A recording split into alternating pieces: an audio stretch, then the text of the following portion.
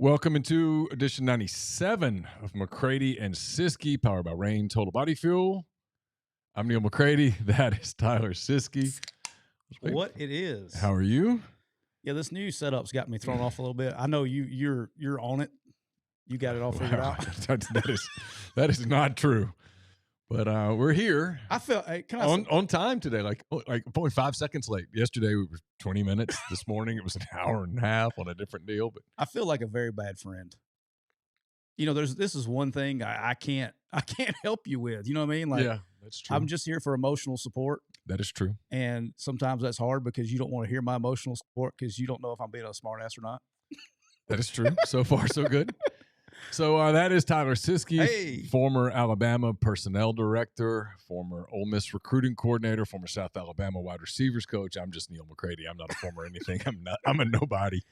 But welcome into the show. We got a lot of things to get to today. It is a show that is brought to you each and every day by our friends at Rain Total Body Fuel.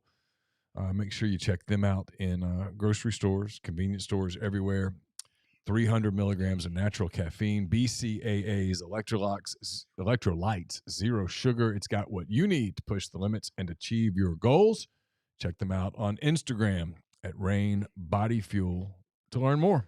Dude, I'm rocking with the Kiwi blend today, the Rainstorm Kiwi blend. This is so Bob, our guy at Monster, when he said this is the best seller, right? Yep. And when I was like, I tried it and I was like, okay, I like the peach. But, dude, I stuck with the kiwi. And, dude, I think the kiwi may be taking over for peach for me, man.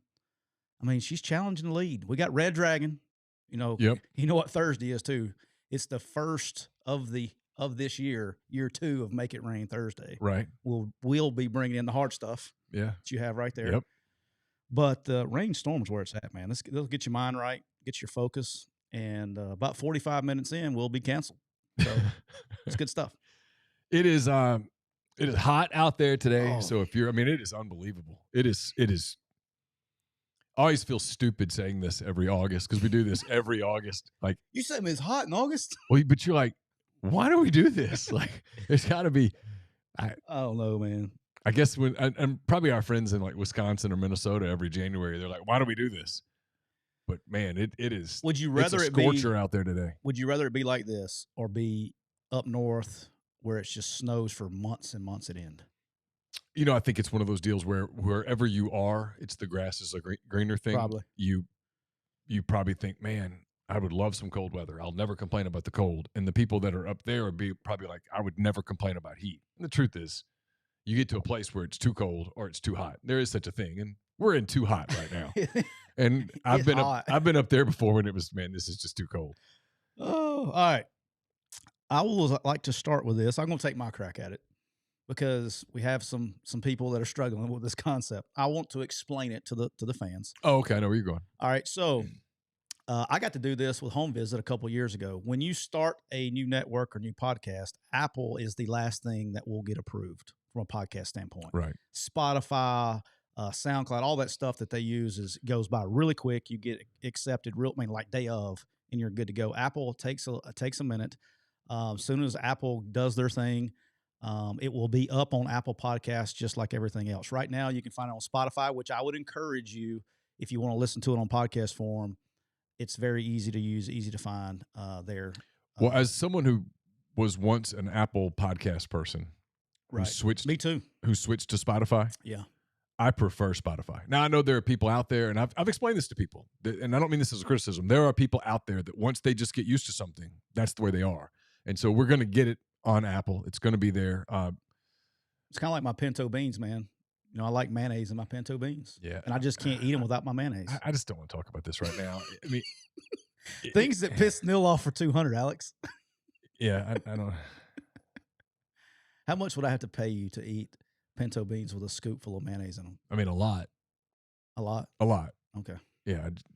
Could I come up with a cost? Can you be bought to eat mayonnaise? How much would I have to pay you to give you a spoon and a jar of mayonnaise, and you have to finish that jar? Oh, I don't think you could get to that number. $1 billion. Well, I mean, I'd do it for $1 billion. Not much I wouldn't do for $1 billion. So what you're saying is, yeah, but I mean, you wouldn't like. I wouldn't do it for. I wouldn't. If you wouldn't come to me like, here's $1,000, do it. I wouldn't do it.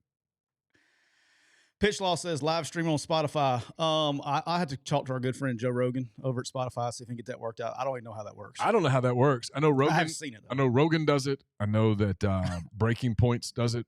I think you have to be under contract with Spotify, right? But I would think you had to be under contract with them. I would think. I don't know that though. We're almost there. Rogan. We're approaching Rogan numbers, so it'll be close. Well, it shouldn't be very long. All right, let's jump into this. You and I were talking about this. Speaking of Rogan, I'll say this real fast. There are rumors out there that Joe Rogan's going to get Donald Trump on his podcast, and if that happens, they will break the internet. I mean, that's not a political statement. Joe Rogan and Donald Trump for 3 hours would break the internet. It's actually sponsored by the Biden-Harris 2024 campaign. I don't know if you know that or not. Had to get the first one in, right? They would be crazy. Had to get the first one in. I think we may have some Biden-Harris 2024 sponsorship deals in this episode today. All right, so NFL preseason, kicked off last night. Or not kicked off. That is not true. That's about how I feel about it. It kicked off last night. I watched the first 5 minutes until I figured out who was playing, who wasn't playing. And then I became curious at the end of the game. Dude, these guys at Vegas pretty good, man. So the line was the Ravens -1.5. Yeah. The Ravens were up by 2 on the last drive. I'm like, I could probably go to Vegas, and especially in college. You give me 3 weeks. I need to watch everybody play. I can get the lines pretty good. I could set lines. Preseason, I have no idea. Like, what are you doing in preseason? Like, how are you setting the lines and that good during preseason when you don't know who's going to play? Well, but they did. Vegas knew. Vegas has – come on. Yeah, but I'm saying, like, there's no research on, like, whose shitty players are better than this team's shitty players. Vegas has that. That's pretty good. Yeah, no, they're really good. That's impressive. I know you've been to Vegas because I've been to Vegas with you. They are very good. Those buildings. They missed that Florida-Oregon State game, though. That's the one they missed. They didn't know the one that was in their own hometown. Yeah, that's true. Because they thumped me upside the head. Oregon State pounded them. Yeah, Billy was playing like with my sister's kids and stuff. All of his good players were gone, or he kicked him off the team, so he was starting over. But they had like the 19th string quarterback out there playing, and it was bad. But Vegas is good, and I would like to welcome everybody to the McCready and Siskey curse, because we talked about the Ravens winning 24 straight games in the preseason. We mentioned it one time, and they got beat. They got walked off on. Yep. So the problem is I didn't bet any money on it. I just talked about it. So I'd have to, if I put money on it, I'd be okay. But they lost. How about that? It was actually, all kidding aside, it was the first time I watched a preseason game at the end. I was actually kind of watching it. Both teams were trying to win the game at the end. So that was kind of, okay, got a little juices flowing at the end of the game. Baltimore was running like legit defense. They were going cover 0 and mixing up the packages. And you had Jake from State Farm was playing quarterback at the end for the Commanders and trying to go after it. Well, this is that last kind of preseason game where you start putting some guys in some situations to see how they could handle it. Because the guys that are still in camp, they either have a shot to make your team or they have a shot to make your practice squad. You've got hard cuts to make. These are those cuts that you anguish over as coaches, not just because of the people that you're cutting because you've been around them, but because, hey, you don't want to make a mistake here and cut somebody who gets picked up by another franchise, and in week 6 they beat you. Yeah, it's they'll go down this next week. Thank goodness, this last weekend. The thing that I do, they leave more guys in camp now, but they give them an extra week. They didn't change the schedule. They just give them an extra week between the end of the preseason to the start of the regular season. And because that's a lot of dudes to cut, man. You're almost cutting half your team after next week. And then you got to pick up guys. And even if you make the team and you don't get cut, if you pick up somebody from another team, they have to go on the 53. So you're going to have to cut another player. So it's not going to be over when initial cuts are made, and they get time to work that out. All right. I didn't know if you saw anything about this. We actually talked briefly about this a couple of weeks ago. And Irsay's the owner of the Colts. Been very public where he's not trading Jonathan Taylor. He talked about even putting him on the NFI, non-football injured list a couple of weeks ago. Basically, they came into, people who are new to the show, they came into a stalemate basically with contract discussions. And he was saying, fine, I just won't pay you and you won't play this year. And there's been this, he leaves camp, he comes back, all this stuff. But the Colts granted him yesterday as of late as of this weekend, Irsay comes out and says, we're not trading the guy. and yesterday come out and allow him and his agent to seek trades. Thought that was very interesting on both sides. The big thing here, though, is for the fans to understand this. He's on his last year of a rookie deal. All right. He's owed $4.3 million this year, and he is not healthy. Okay. So for any team to trade for him, they're going to have to rework his deal because you're not going to bring in a guy that's not healthy and pay him $4.3 million to sit on the bench. All right. So what's his health situation? He's got an ankle that from last year they had surgery on. And then he's got I believe it's a back injury or some kind of other injury that he allegedly hurt lifting weights in the offseason. So, but he's not 100%. He was spotted at practice today in street clothes, which he's been gone. So he's been there, but it's just very interesting because I think the Colts are going to do to him what basically the Chargers did with Austin Eckler. They're going to say, all right, big boy, you think you get all this money, go out there and see that you're not going to be able to get that money. So it's just sad, man, because he's one of the best running backs in the league, and it's just going to go to nothing. This reminds me of Le'Veon Bell's situation with the Steelers a couple years ago where he was on top of his game. They get in a contract dispute. All right, good luck with you. Goes, finds a team, hops on the Jets for a year, and he's out of the league. I mean, has he paid attention to the rest of the running back? Apparently not. Situation? It's frustrating because the kid's talented. I mean, this is where it's about representation. Someone around him 100%. Someone around him has to say, "Hey, listen, I don't know if you paid attention to Saquon Barkley's situation. I don't know if you've kept an eye on Austin Eckler's situation. This is not just about you. This is sort of industry wide, if you will." Well, his problem started, I guess, in March when he hired a new contract agent. That's when all this started. And it's just gone downhill since, and he needs to find better representation. It's just terrible. It's a bad thing for the kid and all that stuff. Were you surprised that Baker Mayfield got the Tampa Bay Buccaneers job? No, not at all. I'm definitely in the minority here. Okay, definitely. I hand raise guys. I know y'all can kill me all you want to. I like Baker Mayfield. I just don't think he's a playoff quarterback. Well, how many are? About 12. So he's you know what I mean? Like, yeah. I don't hate on Baker Mayfield. I know everybody's like, well, this guy, he can't do this. Whatever. I mean, he's better than Kyle Trask. I know that. What does it say about Kyle Trask? I mean, is he a bust? No. I mean, he shouldn't be a bust because he wasn't drafted very high. I mean, it wasn't like you're not counting on the guy to be a first round, talent. I mean, he just is who he is. Kyle Trask is a backup quality quarterback in the NFL. That's who he is. Okay. Baker Mayfield is a starter. Now, is he the best quarterback in the league? No. Is he even in the conversation of the best quarterback in the league? No. But he is in a division in the NFC that really has really bad quarterbacks.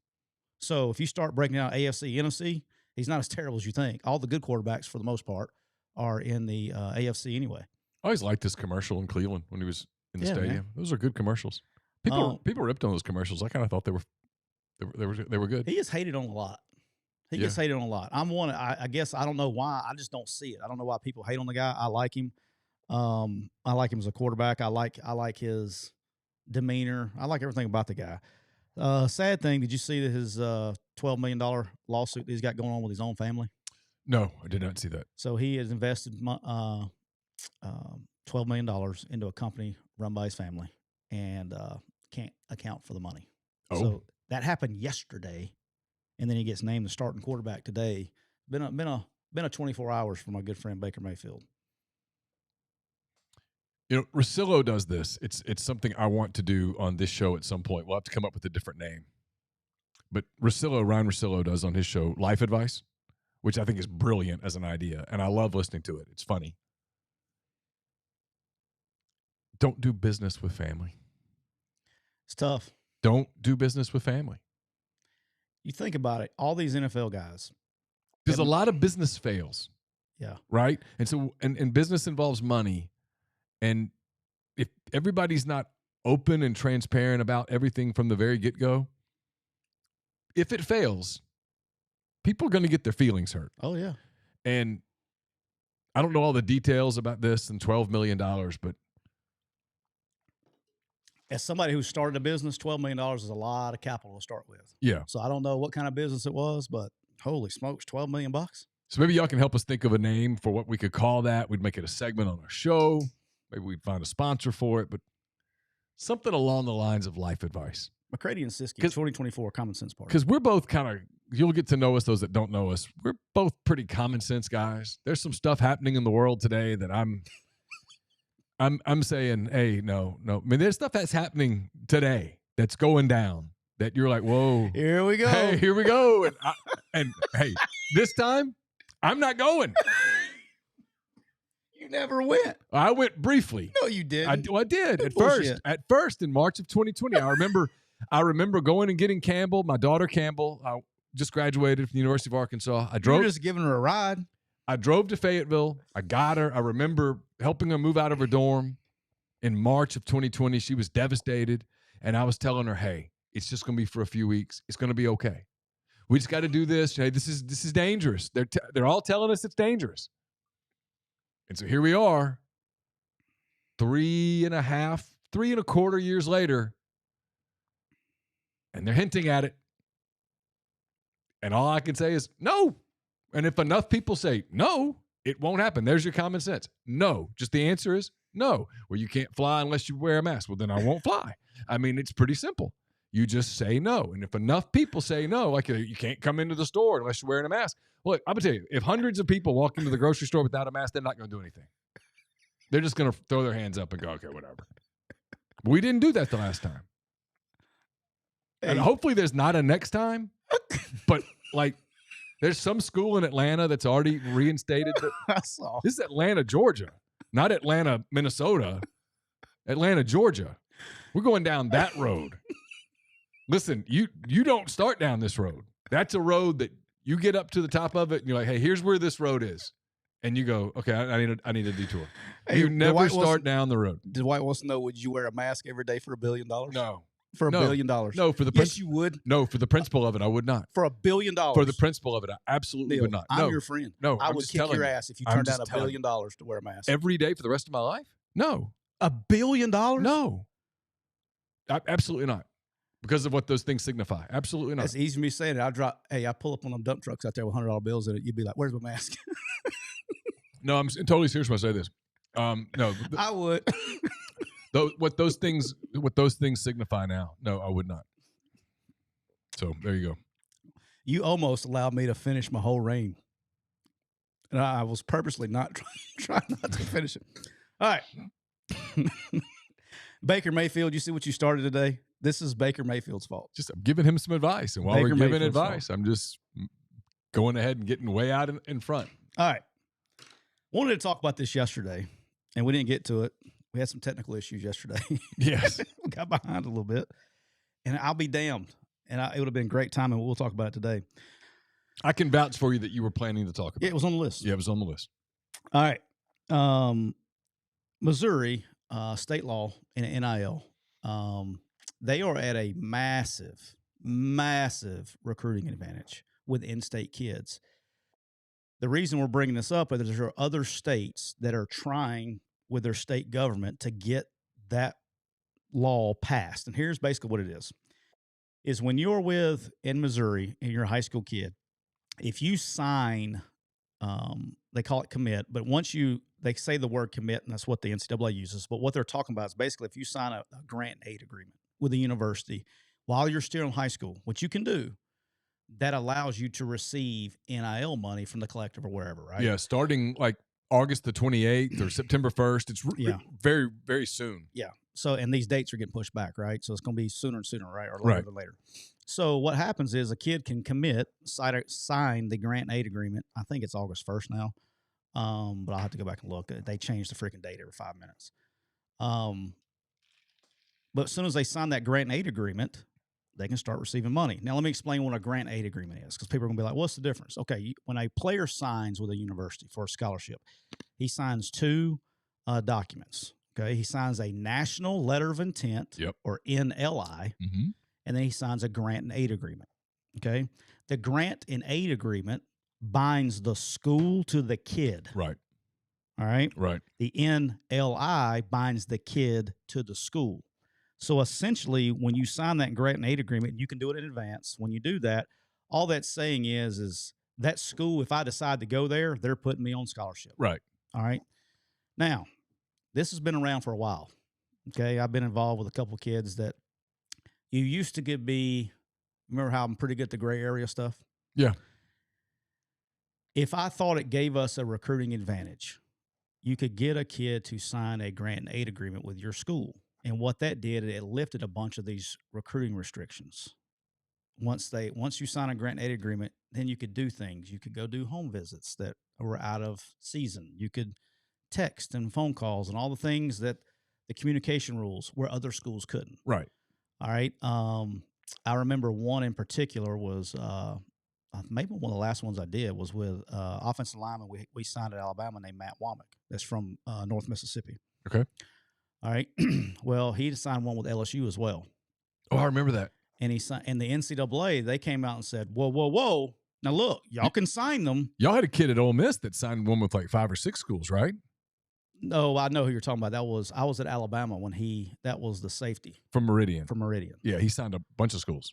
But so I'll tell you his story in a second. Okay. So, but with Matt, LSU was going full tilt, right? Recruiting the kid.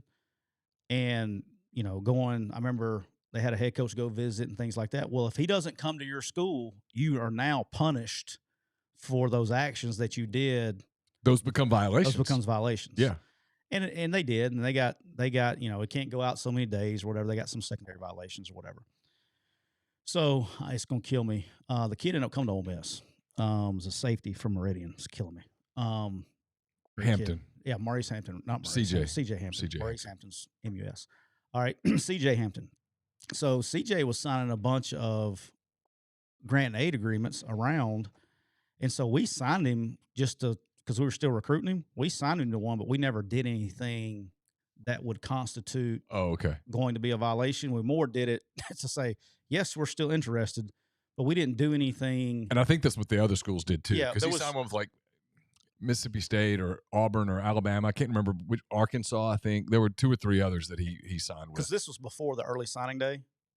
Yeah. So by the time that he signed it, I want to be like it was December. We're already in contact period. I think that's right. So there was nothing really we could have done besides go see the kid at his house in the dead period in December or something, that would have broken anything. But he signed one with a bunch of schools. But anyway, long story short is they're getting these kids, they're signing them in-state kids, and this only applies to Missouri.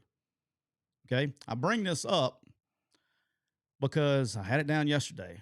And by the way, people keep criticizing Missouri for this. No. Listen, I'd be doing it too. Kudos to them. I mean, they've got there's a loophole basically that probably will get closed sometime soon. Right now, there's a loophole that's wide open, and they're taking advantage of it, as they should. I would be doing it too. Like you have to. Of course. You have to do in recruiting. It'd be a dereliction of duty if you didn't do it. We talked about last week. My job was to find rules. I want to tap dance all along that line. You got to get in the gray area. That's the only way to succeed because you have to do something different than everybody else is doing. All right. So going back, Juju Lewis, all right, is the 26th quarterback from Carrollton, Georgia. 2026, meaning he is a sophomore. Sophomore in high school. Okay. Okay. All right. This is wild. Okay. I'm sitting there, it just all came together. This is yesterday. So yesterday morning, Clay Karcher in our office, I go in there to talk to him, and he's cutting this game up. And so this past weekend, Carrollton played Langston Hughes. All right. One of the most well-coached high school football games I've ever witnessed. I was like, holy smokes. I'm talking about big-time coaching going on. Great schemes being run. It's a high school level. It was on TV and all that stuff.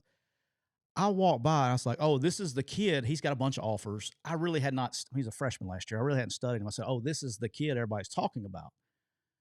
Neil, the first throw I'm watching, Langston Hughes is in cover 2. And I'm like, oh, man, what a great – I'm sitting here going, man, that's like real cover 2. I mean, that's great drops. They were doing it perfectly.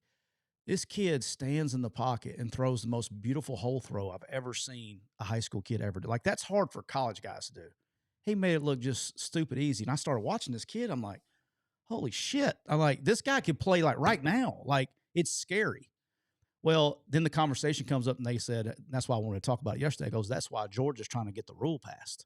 They're trying to keep this kid at home. The law inside the state of Georgia. Yeah. So that they can get this go kid. ahead and start paying him. Well, guess what happens this morning?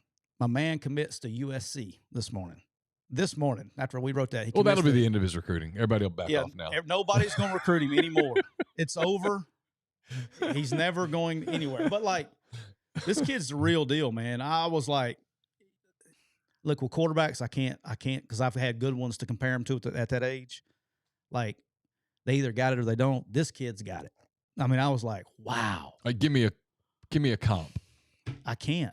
They don't exist. Caleb Williams. I don't know. I mean, That's what I'm asking. I hate comps. You know that. I know that. He's really good. That doesn't mean I'm not going to ask for them. If he's not the number one quarterback, he's the best one I have seen in that class so far. Yeah. I have not seen them all, so don't freak. So in other words, if he's not the best one, whoever the best one is really good. One hell of a player. Like this guy is like arm talent is like I can't miss arm talent. Okay. I'm talking about accuracy, arm strength, timing, touch. He checks all the boxes. He's like 6 foot. I think he's 6 foot half inch, 185. Like 9.5 inch hand already in 10th grade. And like he's got all the good stuff. So just really, really, really impressive. And then that sucker leaves and goes to the left coast commit wise. Now, if UFC is smart, it might be we might have to call up Matter Day out there in the coast and say, hey, look, you got a spot for a quarterback. Might need to move him. Might need to pick up the phone, get mom and dad a job, or whatever we got to do. You better get him out of that area. Okay. Yeah. So Carrollton, Georgia, you know where that's located? It's near Atlanta, right? Man, that's right across from Calhoun County, Alabama. That's right. It's like 30 minutes from Anniston on I-20. It is. It's on I-20, right on the other side of the Georgia state line. Unbelievable facilities, right? Trevor Lawrence is high school coach. Is a high school coach there now. Just really, really good area. But you're in that's in the hot spot right there. There's going to be because I know Kirby Smart will never go by there anymore. Oh no. Nick Saban won't. No. Hughes definitely not. He will never stop by. Absolutely not. No, nobody's going to see him. No. Josh Heupel, nah. Oh, no. No, he wouldn't think of it. Wouldn't ever think of stopping by. Lane won't stop by. No. Lane said, nah. Well, he actually might not. Here we go. No, but he just the kid's going to get pounded in the area he's located in. And if they change, that's the thing, is if they can change the law of Georgia, like, as good as Georgia recruits, people don't realize this. They really don't. They do recruit in state, but they don't. That's one state that a lot of kids leave from. Let them get this rule passed in Georgia, and you think they're a problem now. Wait till you see them if they get all the this law passed in Georgia. So that law, but it would allow them to pay him, but it would depend on when the date was. Like, right. So you could. Williams Nawari can't get paid until it's either. As soon as he can sign a grant aid. It's either next week or it's September 1st. I'll look at the date. And I don't remember. It doesn't matter. Look at it. I mean, next week is the end of August, obviously. Yeah. I think I don't know. I'll look it up. I'll let you know next time. It's either next Monday or Thursday. But if you look at, like, the state laws, this is interesting. There's a website. I should have been a little more prepared for this one, but there's a website you can go to. It shows you kind of the colors of the state laws, like green, yellow, and all this stuff. Mm-hmm. The Southeastern Conference footprint is in some of the most strict NIL laws for high school kids. But if you look at it, it's like all red in Florida, South Carolina, Alabama, Mississippi. Tennessee's freed it up. Louisiana's freed it up. Georgia's trying to. It's just a matter of time because if Georgia gets this passed, there's no way that Alabama's not going to get it passed. There's no way that Mississippi's not going to fall behind. You know what I'm saying? Like, so will that lead to more kids staying inside their states? I think in the SEC it will, because it's money driven, right? And if you can start getting money 9 months ahead of your normal time, you gonna get it? Yeah. Yeah. I mean, it'll be wild. It'll be a new era of NIL in the Southeastern Conference. I do look forward to the first kid that takes the 9 months early money and then bolts. Bad day for the collective, boss. It's a bad day for the collective, and probably a day that everybody needs to move. Yeah. Like, for the record, I'm not for it. For the record. The early payment? No, not for it. Why? I think I'm a big believer in be where your feet are. I've seen it happen too many times. Not saying it will happen with this kid or anybody else. I've seen it happen too many times with really good players as juniors or that commit early and they realize they think they've made it and they don't remember what it took to get there. Yeah. And they stop working and they actually go backwards as a senior as opposed to continue to develop. I think it's somewhat inevitable for some of these guys that are like this. Again, it might not be this kid. I've spent no time with Juju. Have no idea. He can spin it though. But like if you're already getting paid and you already sort of know your destination, it would be some temptation to be like, hey, I'm not going to go risk getting hit as a senior. They'll start sitting out. I'll just get in the gym. I'll go work with my quarterback coach. That will happen. I mean, it will. 100% that will happen. That's coming. Now, it will be somebody it'll have to be a quarterback, though, because that's the only one that's going to get real money. Yeah. That early. So, all right. I'm going to spend about 2 minutes on this. I know you don't want to spend any, but I have to because I just. Yeah, for some reason, this story does not resonate with me at all. And it resonates if you look at that last line. That's why it resonates with me.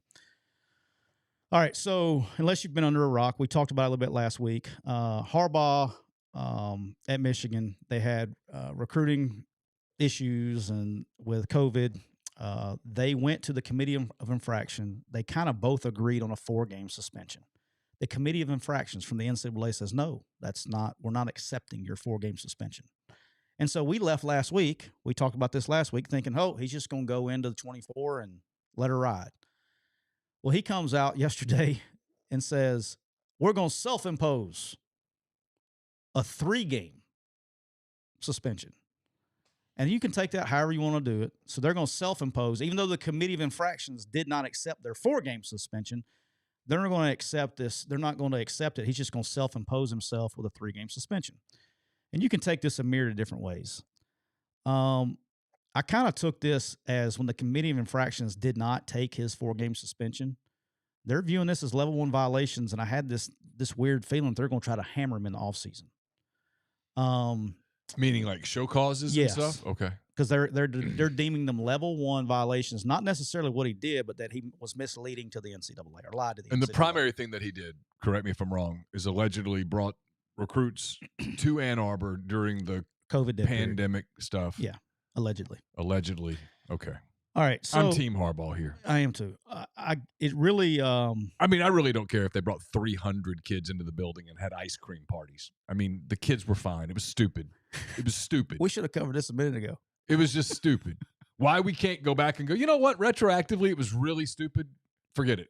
Go coach. Good luck. All right. But here's the part that bothers me. Ohio State spent their offseason getting ready for you. Good luck. We'll see how it goes. As a man who understands NCAA investigations, allegedly. Yeah. Freaking dodging them like the play. I'm like Superman. Here's what bothers me. The NCAA is the judge, the jury, and the executioner. You do not have a fair, it's not a fair process.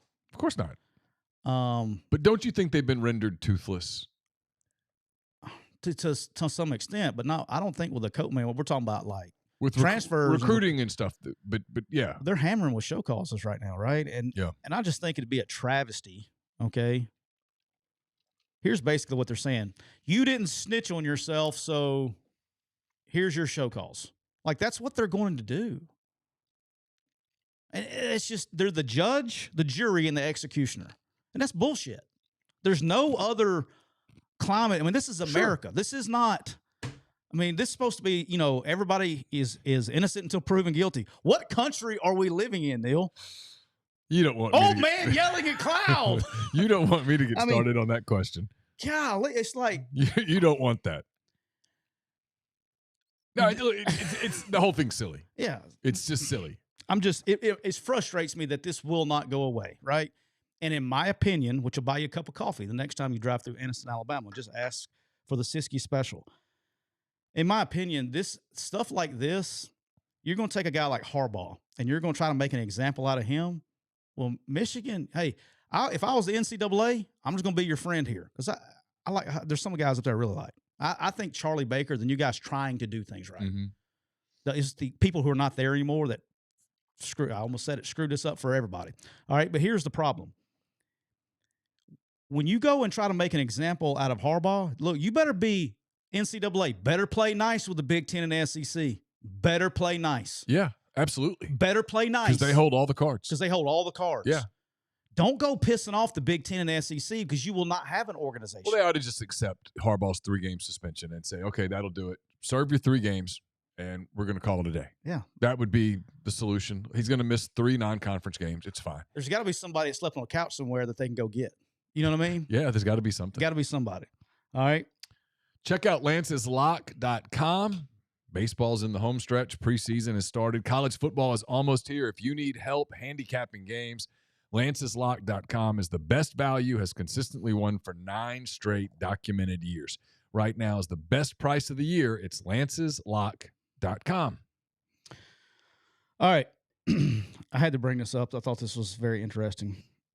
Have you seen the Memphis's football ticket promotion? Well, I heard about it when I talked to you earlier today. Before that, I had not. Okay. I had not heard about it.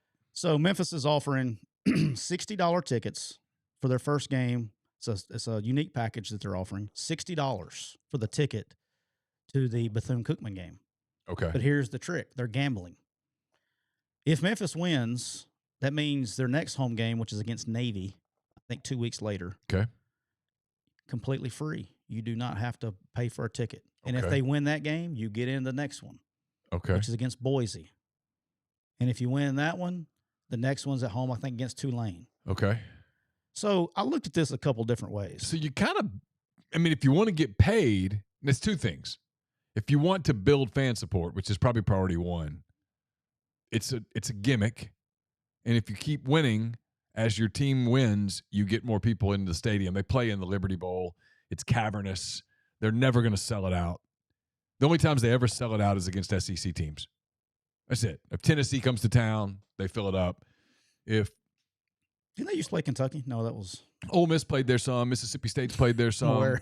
Those. If you get those teams in, you get pretty good crowds. If you get Tennessee in, you'll sell it out. We had a good crowd at Arkansas State when we played there. It used to be a rivalry. We almost sold it out. Okay. But the point is it's difficult in today's, with their scheduling, it's difficult for them to fill it up. And then on the other hand, I guess, I don't know. That to me, the more I think about it, the more I think it's a pretty smart idea. I almost took it like the AD was betting against his coach because they won't make money. It's like you're betting against yourself. I don't like that. I don't like it. I feel like you're betting against the coaches. And I got friends on the staff, so it pissed me off. That's yeah, I just think when you're at a place like that, you're obviously not in the SEC. You're not in the Big Ten. When you're at a place like that, you because they want that money now. They do, but they also want people in the stands. They're trying to build energy and support and stuff, and it's just hard to do at a place like that. The Memphises of the world are getting left behind in the new college football, and it's tough because they're way behind. They're in the American, which can't decide if they want to be Power 5 or not. They get the good teams picked, then they got to pick up, and then it's just they're kind of stuck in no man's land between Group of 5 and Power 5. All right, you know what time it is? This is the time where we get to piss off every fan base in the country, in the SEC, actually. I was going to say, we're not doing national. We're not doing national. We're going to do the SEC. So here's what we're going to do. We're going to go through the SEC, and the rain has been completely drenched, so this is going to get fun. And we're going to basically make a case for boom or bust for each team and what you think is best case, worst case scenario, and go through. And look, don't get your feelings hurt in here, all right? Or do. If you get, just as long as you listen, you can be pissed. Just continue to tune in. All right, so how do you want to start this? You want to start east or west? I would go east. All right. I'll let you start them up. Georgia Bulldogs. I mean, best case is they win another national championship. Yeah, I think that's pretty easy on the best case. All right, worst case. Worst case is they lose to Tennessee. Maybe they get upset somewhere. That they are replacing a quarterback who probably doesn't get enough credit for how good he was, Stetson Bennett. I mean, I'm looking at games that they could lose. I mean, I guess it's conceivable that they could lose at Auburn. I don't think so. I don't think they could lose to Florida. I guess it's conceivable they could lose at home to Ole Miss, but I don't think so. The one that sticks out is at Tennessee. If Tennessee is as good as a lot of people think Tennessee might be, if Tennessee's healthy, that place can get pretty wild. So, I mean, I guess worst case. I mean, listen, here's the thing for Georgia. It's hard for me to come up with a scenario where they're not a playoff team. Even at 11-1, they're going to the playoffs. They're a 4 seed, right? Yep. But yeah, so there's my answer. I think Pritch Law says in the chat, and I will agree with him. Best case, obviously, they run a table, which they're more than capable of doing because of their schedule. Worst case for me is a 11-2 regular season that includes an SEC championship loss. I don't see them losing more than one game, regular season game. Tennessee, I think, is the only team that can do that. I mean, Georgia's kind of got this, which we talked about the other day, but Georgia's really, really good, and they've been recruiting really, really good. Exceptionally, just like everybody else. And look, I think Tennessee's the only one that they can lose in regular season. And they could go and they could lose a SEC championship game. Maybe, just depends on how the games look. I still say there's no way a 2-loss team gets in the playoffs this year in a 4-team playoff with the other teams and their path. But if any team can get there with 2 losses, I think it's Georgia. So I think their worst case scenario is 11-2. That includes a loss in the SEC championship game. All right, we'll go to Tennessee since we're talking about them next. Tennessee, I mean, best case, they take the big jump. There's only one place to go. They win the East.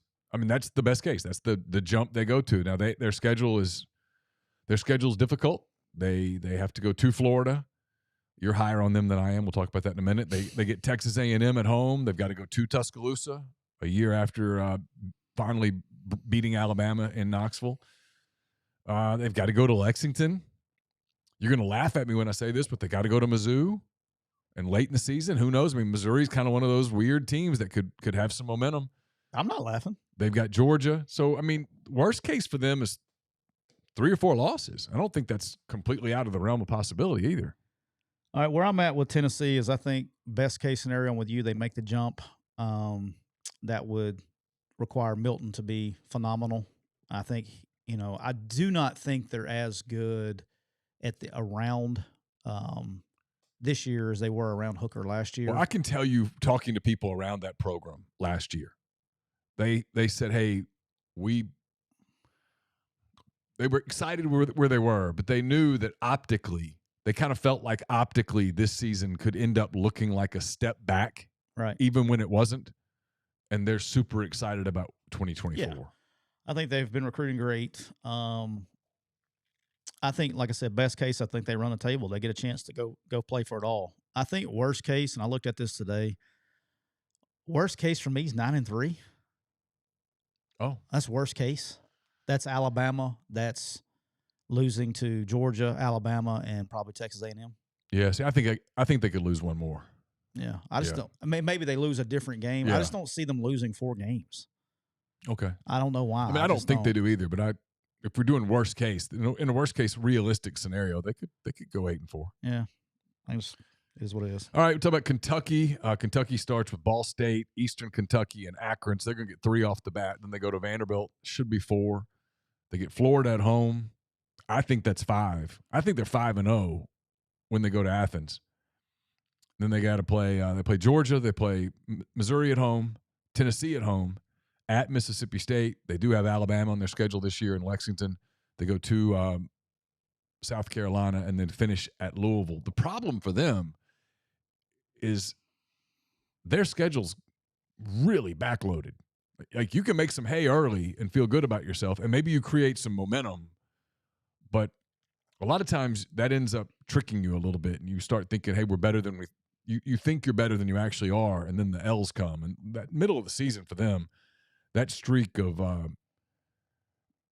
Georgia, Missouri, Tennessee, at Mississippi State, Alabama, that's at South Carolina, that's hard. Their last 7 games, there aren't a lot of freebies in that. No. I guess Missouri at home, they would be favored. They would be the underdog, a considerable underdog at Georgia. Probably at home against Tennessee, probably at Mississippi State. They have not fared well at all on the road against SEC West teams. They'll be That's one of those stats I like.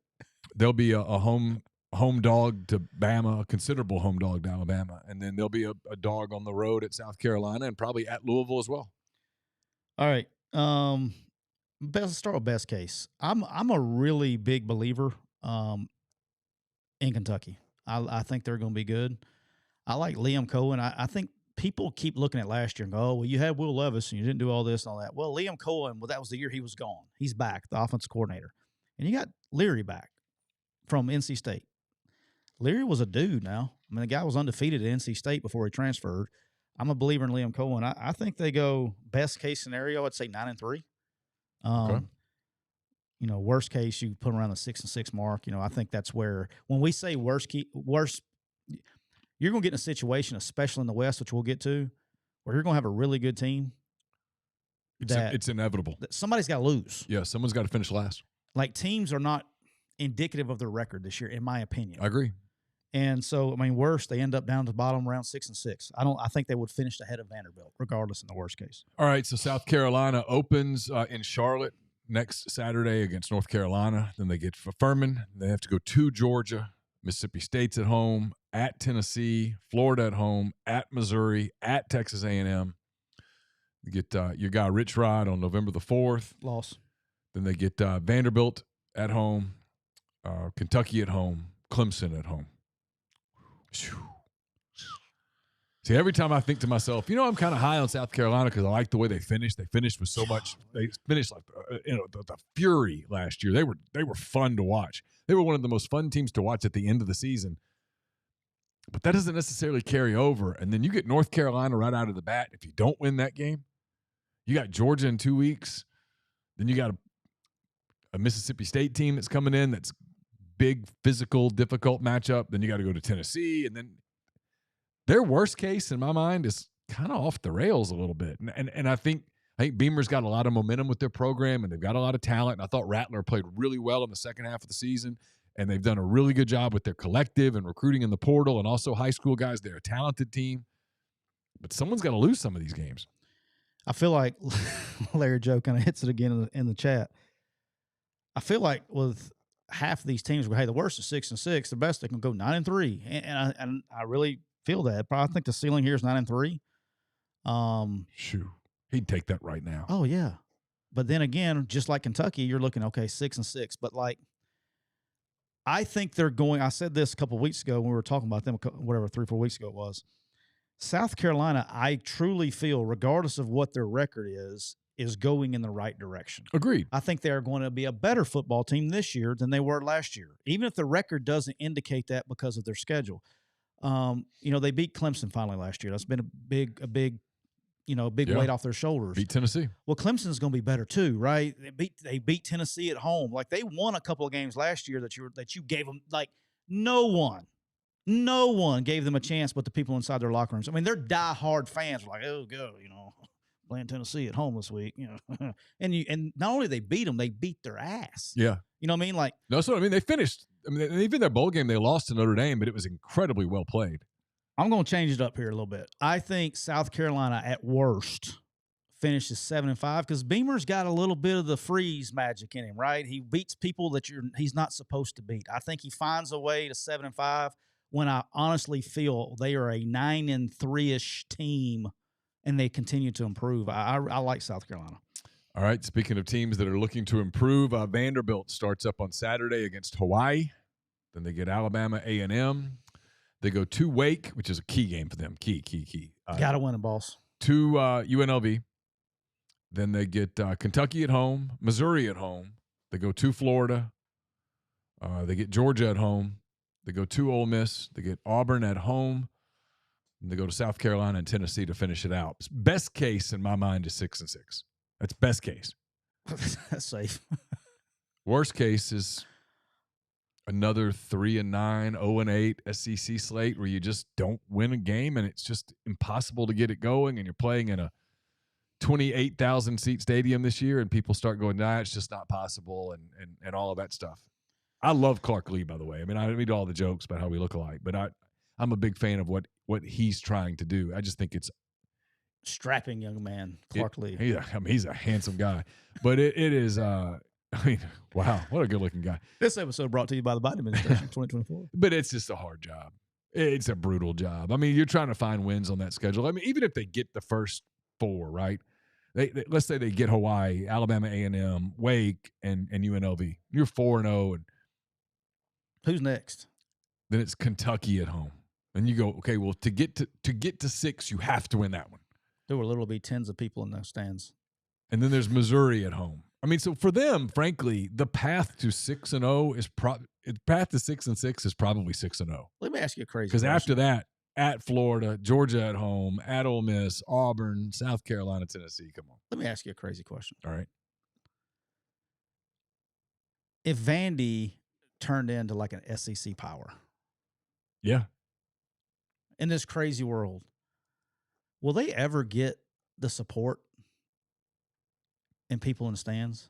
I mean, there's years they've had really good teams, and it's like, and No. they just don't. But you'd figure in the town they would support them. You know what I mean? Yeah, I mean, I get it. They deserve it. As someone who basically spent his summer in Nashville, there's a lot to do. There's a lot there, and not everybody there is Vanderbilt. In fact, everybody there is something other than Vanderbilt. Yeah. There's a lot of UT there. There's a lot of Alabama, a lot of Auburn. I feel bad. Like you'll watch a game, like they'll be playing Georgia or Florida at this home game, and there's more people from the visiting team there. Yeah, that's got to be a nightmare. Well, because it's a fun trip. Everybody wants to go spend the weekend in Nashville. I mean, imagine playing all your home games and just you're the visiting team in your own place. You know what I mean? That's just they deserve it. I wish the city would get behind them. There's plenty of NIL money to go around. All right, here comes the Tyler Siskey hot take. You guys are going to get to hear this. The Florida Gators, they open next Thursday at Utah. Then they get McNeese. Then they get Tennessee at home, Charlotte at home. Dub, dub, dub, dub, dub. They go to Kentucky. Dub. They get Vanderbilt at home, at South Carolina, Georgia in the neutral site, Arkansas at home, at LSU, at Missouri, Florida State in Gainesville to wrap it up. You want to hear my hot take? I mean, I've heard it before. Let the people know. Hear. Yes. In Billy, I trust. In Billy, I trust. All right, so let me ask this. Let me get it out of the way. All you coaches are kind of the same. In Billy, I trust. You all love each other. You defend each other. In you Billy, trust I trust each other. This is even more personal. This is a friend. He is. How much of this is you cheering for Florida to break through, and how much of this is you honestly believing that the team that we saw in Las Vegas? But that's not the team that's going to be lined up. Let me finish my sentence. That team a year later is going to turn it around and win 9 or 10 games. Okay, let me address the Las Vegas Bowl first. All right. Billy had a team of opt-outs and people that didn't make the trip. They did that. Oregon State was trying to make a point. They brought in. I mean, they were playing to win. They did that. And they made did a that. point. So yeah, I don't count bowl games, especially Las Vegas Bowl. I mean, literally, they flew in one night. I mean, the only bowl trip in America that lasted like 24 hours, right? But all kidding aside, I think they're recruiting at a ridiculous rate, and there's nobody that can deny that. If you know anything about recruiting, they are crushing it. Yeah. All right. He is great at culture. He's had a year to change the culture. And if you look at the path, the same thing he did when he was at Louisiana, and you look at all the former guys that worked under Coach Saban in their second year and the jump they have, because you have a year to get your culture in. Are they going to go win 11 games? No. But they're not. But people look, this is the frustrating part of what I do now. And I really don't. I didn't like it last year, and I sure as hell don't like it this year. I hate people that are making assumptions of things based on last year. All right. In today's world of the portal and recruiting, there's no 25s. You can't make assumptions of how good a football team is going to be this year based on what they looked like last year. I get it. More than any time ever in the history of football. And so it's never worked before.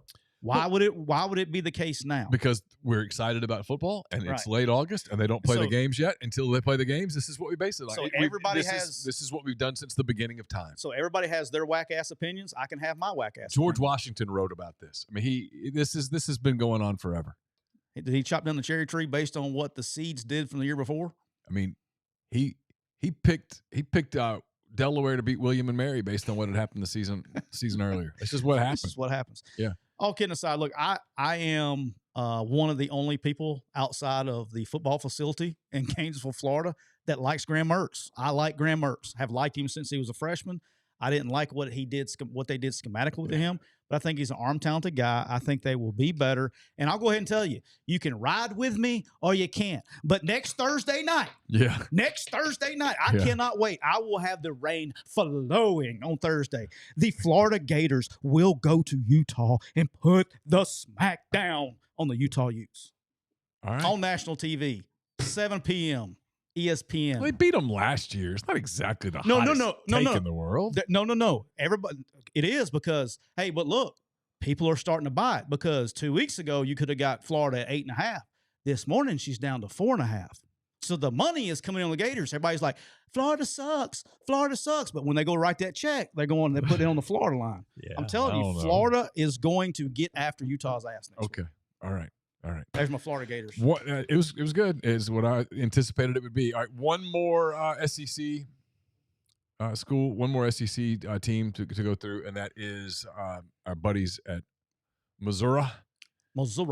They open next Thursday with South Dakota. They get Middle Tennessee, Kansas State at home, Memphis at home before they go to Vanderbilt to finish the month. Then in October, they get LSU at home. I don't know what you're laughing at. Larry Joe in the chat. LSU at home, at Kentucky. They get Missouri at home. They got to go at Georgia. They get Tennessee at home, Florida at home, and they finish on the day after Thanksgiving at Arkansas. Did you see Larry Joe in the chat? I haven't. He says Florida versus Utah, Jorts versus Jesus Christ of Latter-day Saints. Very, very good, Larry Joe. Very good. All right, where are you at with Missouri? I think I'm going to surprise you here. I think this is a team that has a chance to be a big surprise. They kind of have a little bit. Agree. They're really talented across the board. Now there's a big but, and that's they're not proven at quarterback. And if they get the same quarterback play that they got a year ago, it's not going to work. If they get improved quarterback play, I think they have a chance to surprise some people. I think that Kansas State game last year turned out to be a bellwether game for them. I think it probably will be again this year. This year it's in Columbia. Last year they just got smoked in Manhattan. Rain, it was bad. And it turned out that Kansas State was a pretty good football team. Now they'll be a pretty good football team this year too, because I think they're one of the teams that could win the Big 12 if Texas falls apart. But that's an interesting game for them because they could, let's say give them a win for kicks and giggles.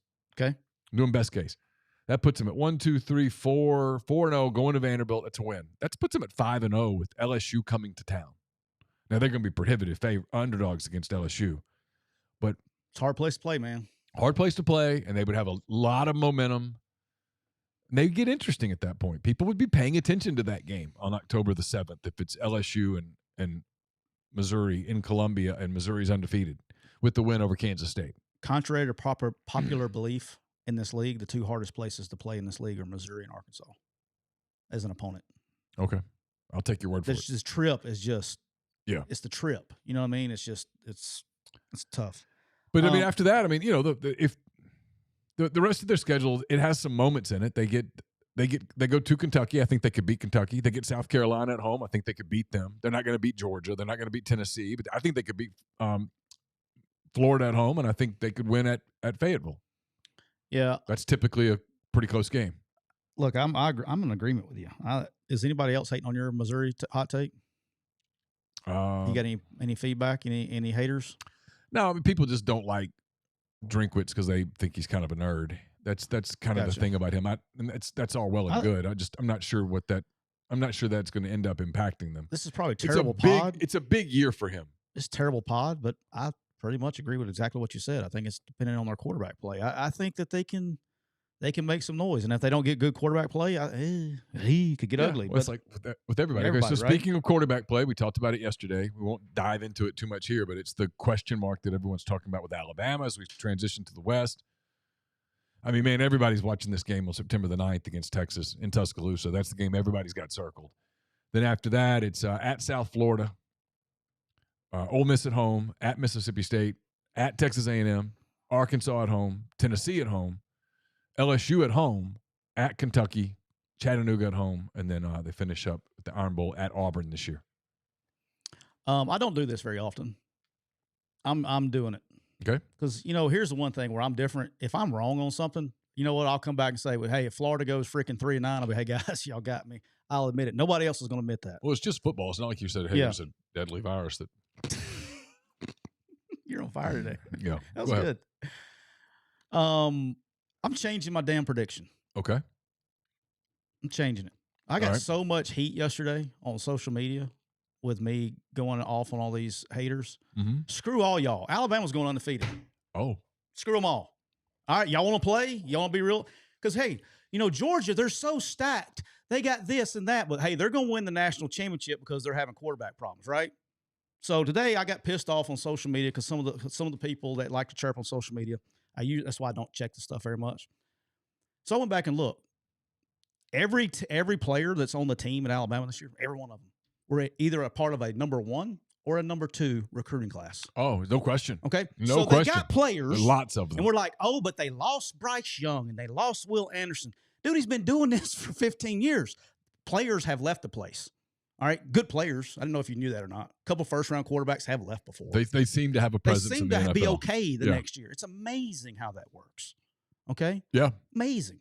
They won a national championship with Jake Coker, and he didn't even start until like the 4th game of the year. People don't remember that.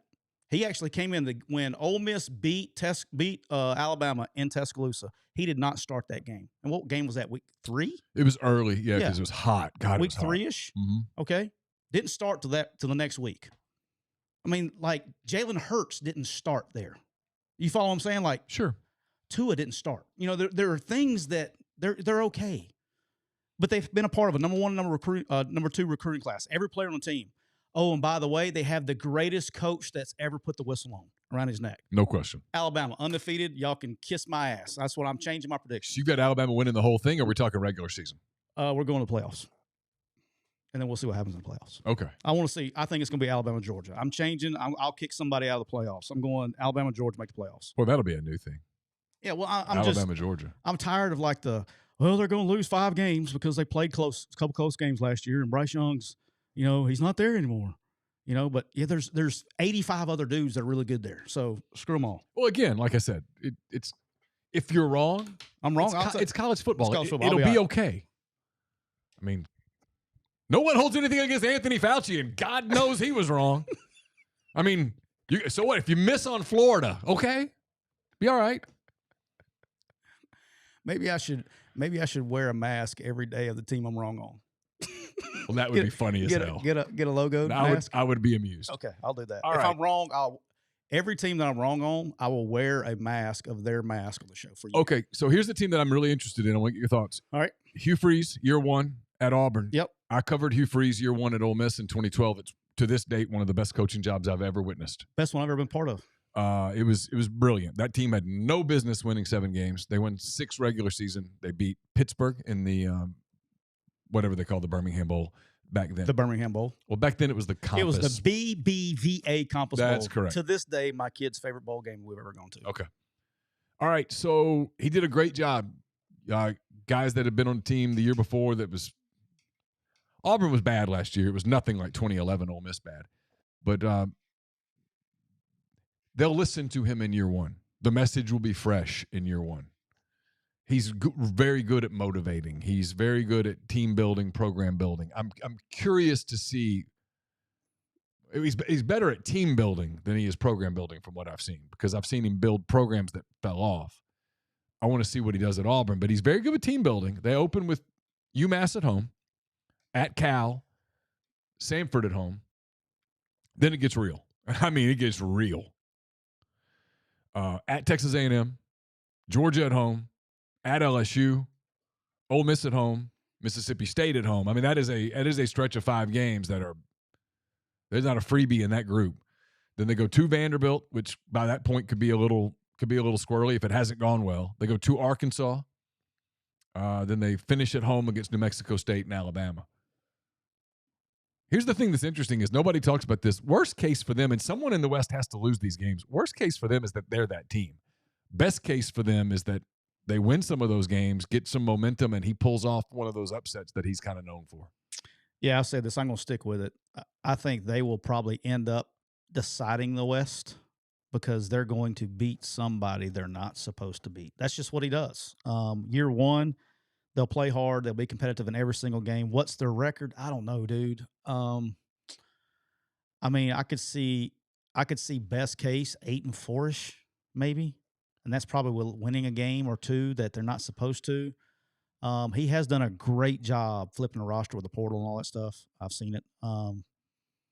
He's a hell of a coach. He's a hell of a motivator. I'm want to watch it. I'm interested. I think he's going to do a good job. So what's their ceiling? Because I think their ceiling's like 7-5. Ceiling, this year. I'd say ceiling, and that's what I was saying. Maybe 8-4, okay. but that's winning. That's upsets that you're not supposed to do, which he's going to do. Look, I'm telling you, you can write it down. If the safest bet on the planet this year is, matter of fact, I may just do it to see what happens. But every game they're an underdog, I'm just going to bet a money line on my own because he's going to beat somebody that he's a heavy underdog. And he'll lose to somebody that nobody thought they'd lose to. Well, that he'll be a favorite, so I won't bet that. Yeah, I won't bet those. He does that too. But he'll find a way to beat somebody. All right, go to Mississippi State. Year one under Zach Arnett opens next Saturday against Southeastern Louisiana. Then they get Arizona at home, LSU at home before they go to the road for the first time. They go to South Carolina. Then they get Alabama at home, Western Michigan at home, at Arkansas October 21st, at Auburn October 28th. Then they get Kentucky at home, at Texas A&M, Southern Miss at home, circle that one. And then they get Ole Miss at home Thanksgiving night in the Egg Bowl. I think they're going to be really good on defense. I love, which I've stated on this podcast many times, I love Barbie, the new offensive coordinator. Barbie, I always pronounce his name wrong. He came from App State. He's really good. He's good at designing and scheming offenses based on what he has. He doesn't just say, hey, this is what we're doing. He's going to take the best 11 and figure it out. He's a very good football coach. He's a star. Let's put it like this. He is a star. He won't be there very long. He's got an experienced quarterback, different system, but experience is experience, right? I don't know. I'm curious. I think they're going to be good on defense. If they can get it figured out quicker than most, I think they're going to be I think they're a solid team, man. I think they're more than solid. They got pieces in place. What I want to see is early in the season, the Arizona game is going to be very telling for me because Arizona's better. Yeah. Okay. It's not the same Arizona team. They just went out there and waxed because they were so much more athletic. I want to see what they do against South Carolina out there. Yeah. Because they're not an elite team in the league, right, like most teams aren't. But they can be one of those teams in the middle that's going to, beat somebody they're not supposed to and get in the mix. I think they're a 7-5 team. Yeah, I do too. I think that's what they are. Kind of like Auburn, maybe a ceiling 8-4 if they're really good because their schedule's very difficult. And then they could be the 6, and they have the capability of being the bottom team too. And it's just, but I think they're going to be a solid kind of in the middle team. I think they're a 6 or 7 win team. Looking at their schedule, that's probably where I'd probably feel safe. All right, we'll stay inside the state. Talk about Ole Miss. Ole Miss opens next Saturday at home against Mercer. Make sure somebody tell Chief Brody we're talking about Ole Miss, so he'll be excited. Then they go to Tulane, then come home to play Georgia Tech. Then they open league play in Tuscaloosa. This stretch of games is fascinating. In Tuscaloosa, LSU goes to Ole Miss the week after that. Arkansas comes in the week after that. Then there's an open date. Then Ole Miss goes to Auburn, a game that I know you are excited about. Then Ole Miss comes home. They finish their season with Vanderbilt at home, Texas A&M at home, at Georgia, Harvard of the South on November the 18th in Oxford, and then Harvard on the Bayou, I should say, and then at Mississippi State for the. That's Monroe for all you new people. That's Neil's. All of Neil's NIL contributions are going towards the. I give UL so much money. Every year. Best case, worst case. I think there's a wide range here. I do too. I think there's a huge range. Big range with them. I think I've said it before. I think they can roll out 11 guys on offense that can give you problems. I think they have enough ass to kick ass on offense. Quarterback's good, running back's good. They got a couple of really good playmakers, especially some young guys come along. Really big fan of the tight end, Priestcorn. Think he's going to be a legit star in this league. But I think they can roll out 11. I think that's, for me, about where it stops. Oh, 11 wins, 11 players. I was like, whoa, what? Depth is a major concern for me, running the gamut of the league. Mm-hmm. Defensively, I like Pete a lot. I think he's one of the best teachers of the game to the kids. He does a really good job communicating what he wants.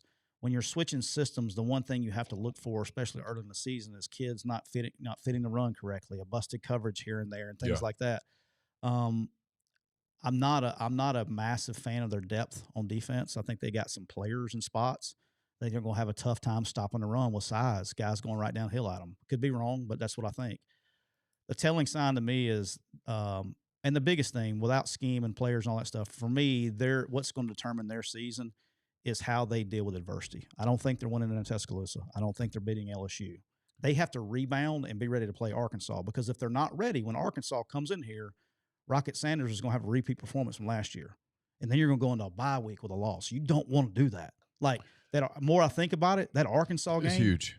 You got to win that game going into a bye week because you don't want to have 2 weeks of not being able to get that taste out of your mouth. You got to win that game. All right, you want my hot take Ole Miss prediction? Yeah. They're either 5-1 or 3-3 at the turn. No, I don't think 4-2 is on the menu. If you tell me that they beat either Alabama or LSU, I'll tell you that they're up for Arkansas and get it done. If you tell me they lose both of those games with all these new players from all over the place, there's a reason that they're getting away from this. There's a reason, because internally, and Kiffin, to his credit, has mentioned it. There's a reason they're getting away from it. It's too tumultuous. Alabama doesn't do this. Georgia doesn't do this. Brian Kelly's not doing this. They bring in a transfer here and there, but they have these established cultures where guys that have been in Tuscaloosa or Athens or Baton Rouge, been there for a long time, can look at a guy and go, here's how we do this. You don't get to come here and change the rules. These are the rules. Yeah. No, right? I can definitely see, because that's the thing. Like, I mean, it's just culture, man. I mean, there's nothing that, and I will say this too, because the fans will, this is not a Lane problem. It's the mode of the roster, the way it's built. You know what I'm saying? There's nothing. I mean, you got that many individuals basically on the team. You're trying to make individuals believe in one another in a very short period of time. Yeah. It's difficult for anybody. It's just a lot. It's a lot. And so yeah, I'm with you. I think they're more talented than they were a year ago. Schedule's harder. The schedule's a lot harder. Last year, the schedule tricked them a little bit because they even though the Kentucky game got hyped up, turns out Kentucky wasn't that great. You know, they beat Auburn. I thought it was a warning sign for them. I remember telling you this. That Auburn game was closer than a lot of people thought it would be. And in the fourth quarter, it kind of looked like, boy, if you give Auburn a little more time. I know it doesn't work like that. The game's 60 minutes. You don't get 68 It's a scoreboard minutes. business, Neil. It's a scoreboard business. But you see what I'm saying? There were some warning signs that, like, man, I don't know. And sure enough, in the second half, that's what you saw was, you know, they trailed Vanderbilt at the half last year. There were some things that happened that I think we all. At the end of the day, dude, it gets real. We can boil it down to this. They have to handle it. If they want to be a successful football team, they have to handle adversity better than they did last year, because last year was a shit show. All right. This is among interesting teams. This is the soap opera team. Texas A&M Aggies. I got to call Chase on this one. The Texas A&M Aggies, they open with New Mexico next Saturday. Then they go to Miami. Harvard on the Bayou comes there. I don't know who's making ULM schedule. They're getting a lot of money, but boy, they're getting some L's. Rough year down in Monroe. They get Auburn at home. They play. I guess the ski team need a new boat. I guess so. They're playing Arkansas, as they always do, in Jerry World on September the 30th. Then they get Alabama at home, at Tennessee, South Carolina at home, at Ole Miss, Mississippi State at home. Let the record show A&M never beats the Mississippi schools. Abilene Christian at home, and then they go to LSU. That is listen. I wish you'd have told them that when I was coaching Ole Miss. Here lately they don't. They're always blown away when they lose to Mississippi State, and they always act like so shocked. I'm like, you lose to them all the time. I don't get why this is so shocking to you guys. I think anymore. they missed the memo when I was coaching at Ole Miss. I think I'm over. Really? I think so. Well, you played Manziel. Well, then we came back. They beat our ass over here too. All right, so let's talk about them real quick. Because here's the thing. Here's the deal about you talk about pressure. The pressure's on Jimbo. Do you think though? Yeah, no question. I'm glad you brought this up. Do you think so? I think he's got to win 9 games. 70 million, cuz. They've got it. 70 million? They've got it. It's insane, but they've got it. 70 million. I'm just telling you. It's not that bad, coach. Like, hand raised guy? I'm with you. Hey, hand raised guy? But you and I know this. Okay, you know this. It's not that bad, guys. They don't play the games today. They don't. So today, you're like, oh, well, they lost 4. But when the season rolls around and there's 100,000 people in your building and you lose because you did some of the stupid stuff that you've always done to lose games, and the fans go, that's it, I'm not doing this anymore, and it becomes this emotional thing. It does. Oh, I've heard. You've heard. I've heard that when fans get emotional, coaches get fired. I've heard that before. Turns out it's true. Yeah. But the difference is this isn't a $19 million check. This is a 19.1 to be exact. This is a $70 million check. If you know, you know. All right. Yeah, I got to be hand-raised guy here. One, I think they're going to be a lot better. I'm going to keep saying it. This is like my other Florida take. I know Chase will be really excited about this. All right. I'm going to keep saying A&M's going to be good until they're good. They got the roster's too good. I mean, dude, they got players just running off the chain over there. I'm a big Petrino fan. Big Petrino fan. Always have been. I think he's an offensive genius. He is, in my opinion, which will buy you again. We'll buy you a cup of coffee the next time you drive through Anniston, Alabama, for our new fans. And if you're an Oxford resident, I live here in Oxford, I'll be happy to pay for it. Your cup of coffee. I think Petrino is a top 5 offensive mind in my generation. I respect the guy as a play caller, just in general. He's unbelievable. I'm really excited to see him go to work with these guys. He's legit. I think they're going to be good. The game I'm interested in, really quick, is their game at home against Auburn early in the year, because I think that's a chance for, if A&M is the same A&M they were last year, it gives Hughes got a little crack to make some noise early, right? They've got a 2-game stretch: Auburn and then the game against Arkansas in and they got Arlington. Miami before that, right? Yeah. Miami's going to be better, even though people say that because they look at last year. Miami will be better. They got players. But I'm looking at those 2 games because that Auburn game, right? That's what I want to see. If they've made the big jump, they'll handle Auburn and Arkansas. Yeah. If they go and then and like you said, playing Arkansas in Jerry World, that's a game. No matter what the records are, you can almost like throw it out the window. That game always seems to come down to the end. Arkansas typically plays that game really well. Yeah. Should have won it last year. Yeah. Yeah. But yeah, I'm a believer. I think they're going to be good. Okay. All right. Here's my team. This is the one I'm going to end up eating crow on. I can already tell. I can already feel it. I'm so high on LSU. I think it's all there. It's you could literally, here's the thing though about the West. How many teams can you take a hot take on? People go, man, you're crazy. Pretty much all of them. I mean, you know what I mean? Like, here's the thing. Like, we're going to finish up with LSU, then we'll finish up with Arkansas, and we're out. There's in the West so far. I mean, is there a team that you're willing to go, oh, they're bad? No. I mean, I'm not saying that about Alabama. I'm not saying it about Auburn. I'm just not. There's talent on that team, and it's Hugh in year 1. He'll figure it out. I'm just telling you. He'll figure it out. I think Mississippi State's going to be solid. I think Ole Miss, like you said, is more talented than it was a year ago. I think A&M, I'm with you. I think the odds are pretty high that this is the year that they put it together. I'm not willing to go 9-3, 10-2, and I think it might get kind of weird. What makes it weird for you at A&M before you move on? 7-5, 8-4 with some couple of close losses. Yeah, I just have to be hand-raised guy. I'll have to call Ross and Ross, it ain't that bad. It won't be Ross. I know, but I'll have to just tell him, hey, man, it ain't that bad. It won't be Ross. $70 million. Ross will have as much say in that as you and I do. I'll be like, man, it ain't that bad, man. All right, let's talk LSU. All right. LSU opens, of course, the big game next Sunday that we'll all be watching. I can't wait for this one. LSU, Florida State, and Orlando. Then they get Grambling at home, at Mississippi State. They get Arkansas at home, at Ole Miss to finish the month of September. They open October in Missouri. Then they get Auburn and Army back-to-back before an open date. And then in November, they finish with at Alabama, Florida at home, Georgia State at home, Texas A&M at home. You want my opinion? Yeah. Worst case, this is an 11-1 team. Best case, this team is in the playoff undefeated out of the West. Yeah, I think their game in Tuscaloosa is going to decide who goes to Atlanta. I think worst case, best case, they're in the playoff, right? Yeah, I think that LSU is undefeated when it goes to Tuscaloosa November the 4th. Yeah. Now I'll eat the crow. Yeah, that's okay. If they lose 2 games, they're good. Yeah. The only issue that you can even say, and of course, everybody's got these hot takes. Well, I haven't seen them, and neither have you guys. The only thing that anybody can say is, oh, man, the corners, they got to replace the corners. We didn't know anything about that until Brian Kelly in his press conference said, our corners got to get better. That's literally the only thing of improvement you've heard. Yeah. Hey, newsflash. Guess what? I bet you they have a corner on the roster down there at LSU. They do. They always do. They've had a couple dudes play in the back. Mason Smith's back. Perkins is a year older. They'll be all right. I think now that Will Anderson's out of the league, Perkins is the best defensive player in the league. I'm just going to go ahead and say it. You and I can play corner for LSU if Perkins is coming off the edge because he's going to get home before the ball gets off. He's the freak of freaks. And Smith might be the best player on their defense. Yeah, he's a freak of freaks. And so, I don't know. I like LSU a lot. I'm with you. I think it's going to come down to a game or two. At worst, a 2-loss team at worst, best. Yeah, my opinion. All right, last one, Arkansas. Arkansas opens next Saturday in Little Rock, I think is where that game is, against Western Carolina.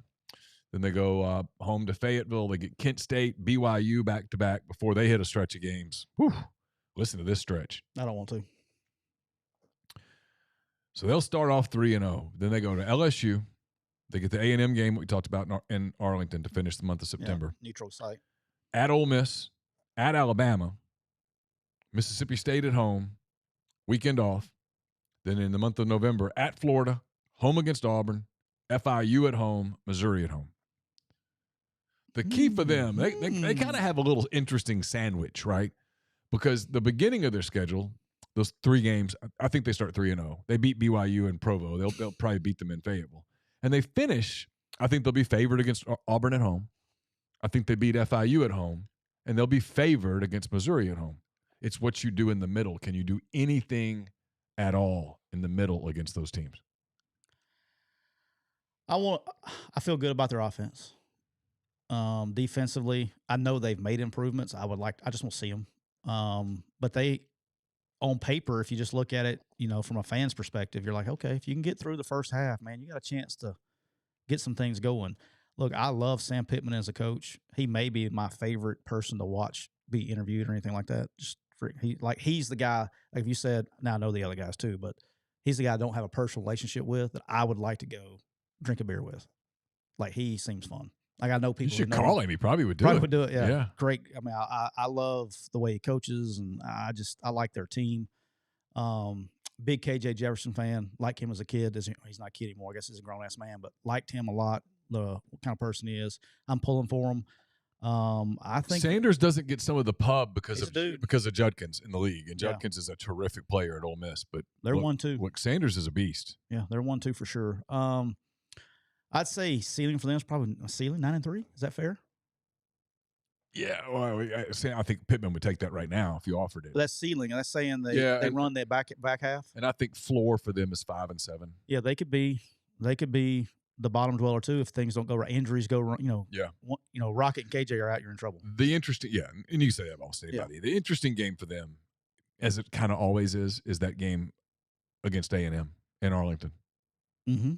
Because if they win that, they're 4-1 at that point. You go to Ole Miss. Ole Miss kind of becomes a free shot. You lose to Alabama, but then you could get on a roll at the end if you have some momentum. Again, Mississippi State at home is a game they could win. I know you disagree. I think they could beat Florida and Gainesville. And then Auburn, FIU, Missouri that we talked about, they're a team that could finish with momentum. So, yeah, sure. You heard it here first, Florida and Alabama in the SEC championship game. It's a joke. You're kidding. Okay. I am. It's a joke. Yeah, so you've got Georgia, Alabama in the SEC championship game. Yep, I changed. I'll go. I'll stick with mine, even though I have a feeling I'm just dead wrong. I'll go LSU, Georgia in the SEC championship game. I get it. Here's the thing. I do want to say this. The thing that's really hard is the only team that I go, hey, is not going to compete or have something to say about the title on both sides is Vanderbilt. I think Vandy's Vandy. Oh yeah, I agree. But the other 13 teams are going to have something to say. They're going to end up beating one of those upper. There's just so much parity. Yeah. And this year, there are teams. I've been a part of some teams like this. This is a team, or this year, if you're one of those other 13 teams, you can't worry about what happened last week. You have to focus on this week because you can beat the team you're going to play on Saturday. Yeah. But if you let last week's too high or too low, I mean, you talking about flushing it and going on the next play, next game, this year is critical because, what team can Mississippi State not beat on their schedule? Like, not beat. You give them a 0 out of 0% chance. Bama. Yeah, but you know what I'm saying? Like, there's 11 other games. LSU. You got to bring it. We've been there with them before too, and they play them well, right? So, if I'm going to go in on this LSU thing, I got to go all the way. Right. I'm jumping into the deep end. There's no reason to tiptoe. But you know what I'm saying? Like, dive. Yeah. Every team can go, man, we can win Saturday. Sure. No, absolutely. That's all I got, boss. All right. We'll be back with you on Thursday. We'll preview an actual slate of college games on, not a great one, but hey, it's college football and it's here. So we'll talk about that on Thursday. You know what Thursday's going to be? Make It Rain Thursday. Make it rain Thursday. We got to get some punishments out too. Oh, we got to talk about that real quick before we go because we're cutting it right now. Yeah. Follow us on social media, McCready and Siskey on Instagram, on Twitter and TikTok. Yeah. We're TikTok famous. Everything's on the screen. Everything's on the screen. And then the direct messages are open on all of them. If you got a good punishment, we're going to put these things out. We're going to get 4 that Neil agrees to, including getting tased in the eyeballs. Not tased. And then we're going to let you guys vote on them. And then we'll get those cranked out next week. Okay. There will be no tasing. We've been brought to you by Rain Total Body Fuel, 300 milligrams, natural caffeine, BCAAs, electrolytes, zero sugar. It's got what you need to push the limits and achieve your goals. Check them out on Instagram at Rain Body Fuel to learn more. For Tyler Siskey, I'm Neil McCready. Talk to you again on Thursday. Take care.